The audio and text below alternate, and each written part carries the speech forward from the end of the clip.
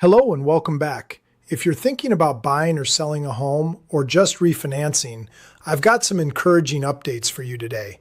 First, mortgage rates got a bit of good news this morning. Oil prices and bond yields both dropped after Israel and Lebanon agreed to a ceasefire. Lower yields are especially important because they tend to pull mortgage rates down with them. Right now, mortgage bonds are holding in a tight range near their short-term average, and the 10-year Treasury yield is testing support levels. If this momentum continues, we could see some relief at the closing table for homebuyers. The next key support to watch is around 4.40% on the 10-year. Now, let's talk about the actual housing market, because it's looking more stable than the headlines might make you think. The median home listing price has stayed in the same general range since 2022, after rising strongly in the years before. It's following normal seasonal patterns, which shows the market isn't in a wild boom or bust. It's just normal. That stability is partly because affordability has been a big challenge for buyers. Are homes sitting on the market longer? Not really. The data shows days on market have been very stable over the last several years and are following typical seasonal trends.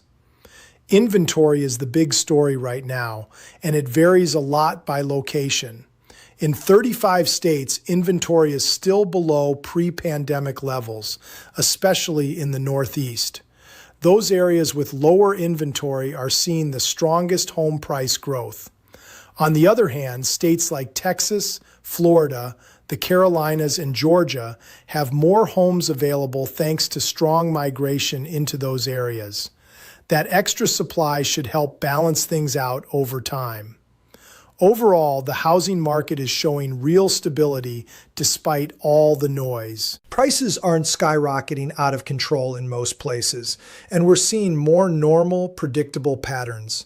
On the job side, private payrolls came in strong with 124,000 jobs added in May, double April's number.